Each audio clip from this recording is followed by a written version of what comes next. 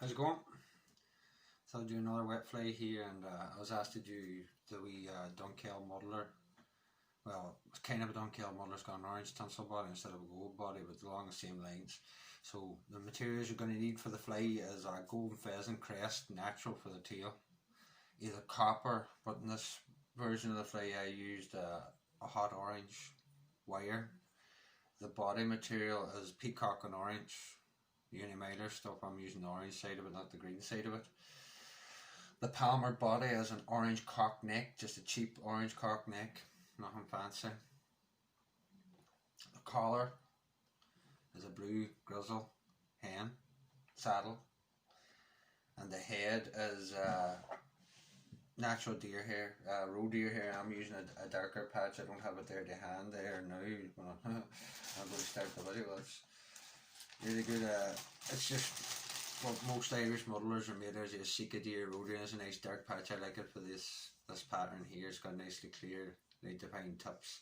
So let's get this thing going now. The hook I'm using on the device is a big one because I'm using these here for salmon and sea trout. So you can do them in 10s and 8s and 12s if you want to, but this is an 8 and 10. This one big. And bronze mallard as well for the wing. I forgot to mention that. For the wing in this dunkeld muddler variant. So the size 8B175. Come down to about halfway between the point and where the barb kicks up. That's why I like to start it now, is where you go for your natural crest. This is a bit of a wonky one, but you can work with it. Just you have to do a wee bit more lining up when they're wonky like this, with a loose pinch and wrap right on. Second one, check it for length. Now you can make this as curved or as straight as you like. When you fish it, it's all going to go for lay flat anyway, so I wouldn't worry too much about it. You want this on a muddler. I don't mind having a bit of a longer tail on a muddler. It's not that bad. So get it into position, tidy up.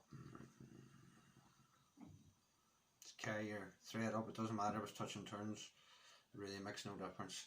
So in this fly we're going to stay a good bit away from the head here and leave a good space, because we've got a lot going on up the front, as you'll see. So tidy this all the way up. They just shy where I started my thread. Now the next thing you'll need is a bit of wire. Now you can use copper, but I just use orange because I want to enhance the orangey part of the body. I just didn't like the way Uni and a couple other companies, the gold that's normally used in a dunkeld body or any flat gold body, I suppose, it's very dull. It's not very bright. It almost looks silver in some lights.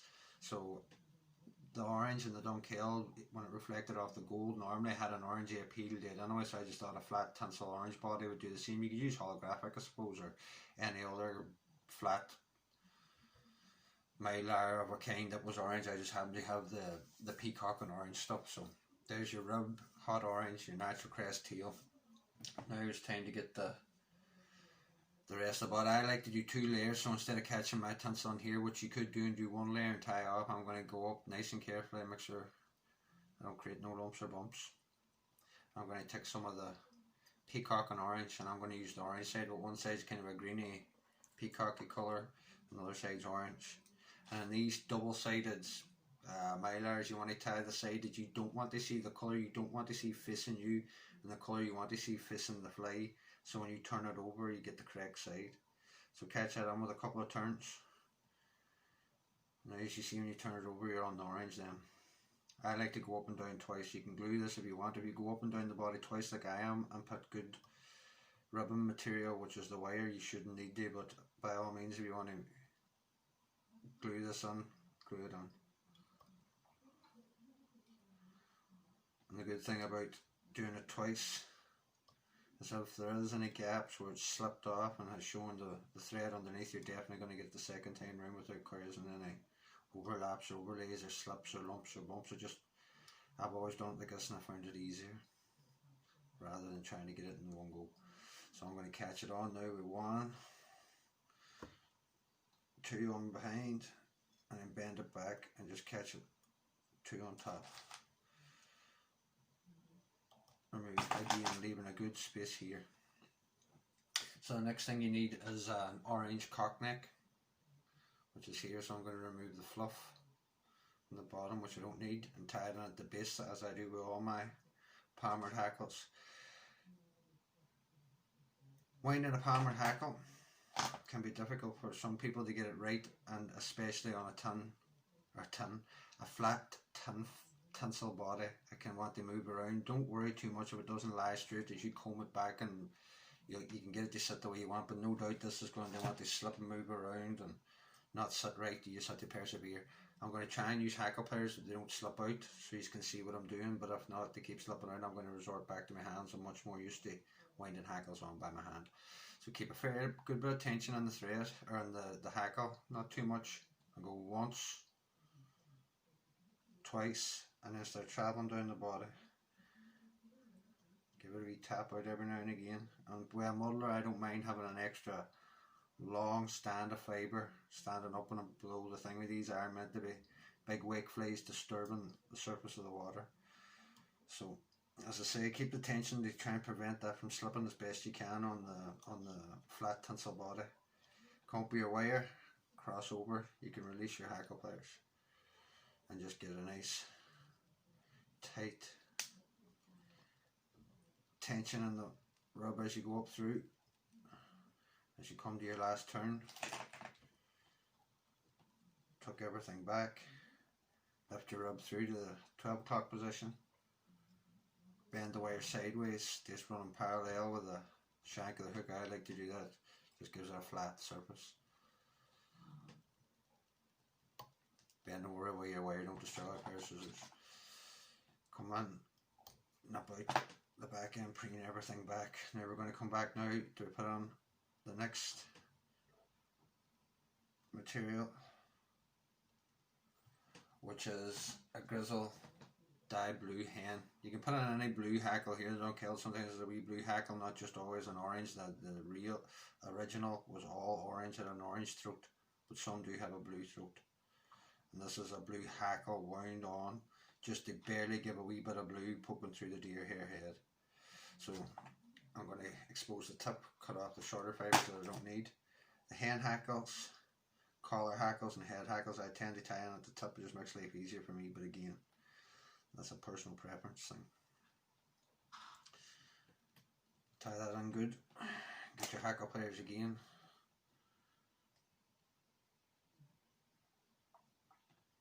Catch it in after it's 12 o'clock. Bring back all the fibres. Try your best to get it started off on nice. See, this one wants to roll on me, so there's a good reason for that. I tied it on the wrong spot. So go back.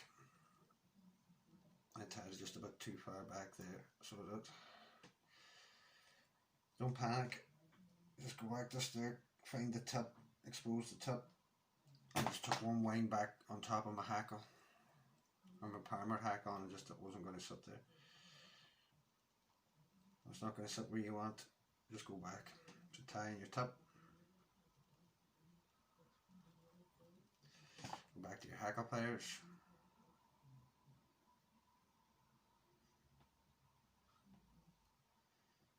Six o'clock, bring back all the fibres. Release one as a 12. 6 o'clock, bring back the fibres. Release at 12.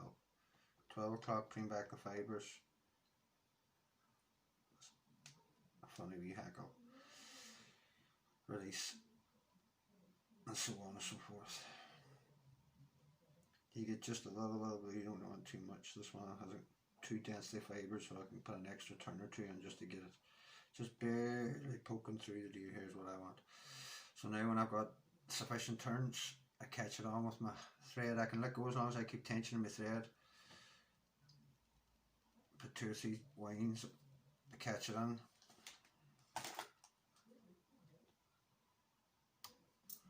Remove the tip that you don't need, or the base scope all the way line out and come all the way back. Tidying up as you go. Now the next part of this flight, normally in a dunkeld, it was a winged weight that would be finished with the wing, and then that would be it.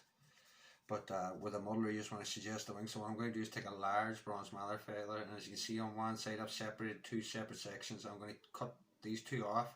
I'm going to put this as an underwing, and I'm going to stack this one on top of this one because this is better marked as a straighter edge. When I have the two of them stacked on top of one, I'm going to present them on top and fold them on top. So just bear with me off camera here to cut these two slips and stack on top of one another. But that's, you can just do one big bunch and roll it. I have done a video on a rolled wing, so if you want to see how a rolled wing is done, you would just punch off the entire piece instead of splitting it into two, fold it on top of one another a few times, and then roll the wing together and put it on. But this is just a different way of doing it.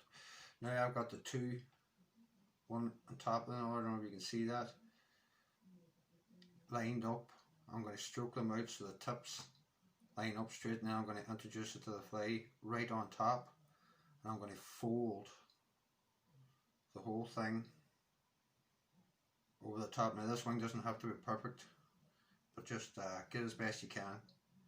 I fold over like that. Then you want to do what's called a pinching loop. You lift up, slide the thread back into the meat of your finger or your thumb, and also on the far side, and slowly pinch down. You can let this piece move, but try not to let the piece that you're pinching, the wing itself, move. The front parts here can move all they want, so slowly tighten down, and then do another pinching loop and slowly tighten down. Now you just have to hope that that wing sits, and as I say, this is a muddler type. It's not a too critical what the wing looks like, but that's not bad there. You want it, I like it a little bit longer on a muddler style compared to the conventional wet fly, winged wet, but that's just a touch too long, so I'm just going to pull on these waist ends to shorten up the wing a little bit and put one more turn on. That's good for me. Now you want to take a sharp pair of scissors and keep holding the wing so it doesn't disturb it, come up at an angle. I follow the angle of the eye a bit, and then what I do is go all the way down to the eye, back of the eye, and put two turns on. This keeps it down, the thread just from slipping off. Get yourself some runny varnish or super glue, whichever you prefer, and just touch the ends of those bronze mallard and the tying thread just a little tiny bit. Too much will spread everywhere. And what you want to do then is just tie into those cut ends with a wee bit of varnish or super glue, whichever your preferred sort of method is. You come right back tight against where the mallard would have met the throat. And as you can see, that would be the dunkeld in of itself. Very, very similar. You put jungle cock eyes, whatever, but now we're going to try and spin some deer hair on this. So, as I said beforehand, the roe deer, the body hair, as I showed in the thing way, a nice dark patch. What you want to do is cut yourself off a piece from the hide. Where did I put them now? Sorry for the length of the video, I should have been more organised. But you get your piece, you pull off a section, isolate it from the group, the hairs. These are the tips. This is the base in beside the hair. You get a pair of scissors, cut it off. Right in beside the hide, there's a lot of fluff. It looks like dubbing. You need to remove that. So when you cut the piece off, you hold it by the tips and get a brush if you have it, and brush all that fluff out, or pull it out with your fingers. It needs to be all gone, or the hair won't spin. Now you can just put it straight on, or you can put it into one of these, a hair stacker. If you can see the hairs already in there. The tips are down here, and where the base close to the skin is here. It's just a two-piece object. You tap this on your desk a few times to get all the ends to line up. So when you take it out of the deer hair or the deer stacker, you remove any more wee bits of rubbish that you might want from the bottom on your final head, and all the wee ends are lined up. Now I like to go halfway into the wing for a length. So I put my fingers up, use that as a gauge to transfer over to my other hand, and then I cut first. I don't trim afterwards. So I'll go about 3 or 4 mil from the front of that pinch point where I've marked. That's going to be my muddler head. Now I line that up with the back of the eye. Come on with one very loose turn, 2 very loose turns. As I start to see that deer hair slip, I let it slip. I let it wind. Oh, my vice came loose there. We can save, don't panic. Pinch the whole lot, don't let that come loose. we'll save it here. Just about. See, can happen to anybody now as that spins. You want to let it spin. Just as it spun there, unfortunately, it happened. But if you try to hold on to it here as you're spinning, it's just going to stay on top. And just as you see it spinning, release this hand and let the deer hair spin. Put 2 or 3 turns on, coming down towards the eye. Now at this point, you want to sort of manipulate the deer hair back out of your way and try and get the thread through to the back of the eye as best you can. This is just a slow process. There's not much you can do about it. I'm not the best at tying these muddlers, but I was asked to tie this one by a guy on Facebook, Davey, so I thought I would. So now I'm just trying to get my thread to the back of the eye, which is there. You need a good runny head cement, or well, I wouldn't use head cement, I use varnish for this. I have it on this here. Pull back everything, try not to get it on your deer hair, and I'm soaking the eye. I don't care but block up the eye. I want to run under where them thread turns out. We can clear up afterwards. There's just nothing you can do about it. You're just gonna try your best not to touch the deer hair, but get enough on there that soaks in. You're going to touch the deer hair, there's nothing you can do about it, but try not to. Now that I've covered that whole eye, it should soak in. Give it a little second to soak in. We'll put a few more wraps on top of that really wet eye. Now the image is not going to come out the best on this camera because of my lighting and everything else, but I'll put a still image of the pattern up for everybody to see. Now, as I say, I'm not the best at doing these flies, and this is how I whip finish them off, and not everybody has a different way of doing them. So I get my whip finish tool on,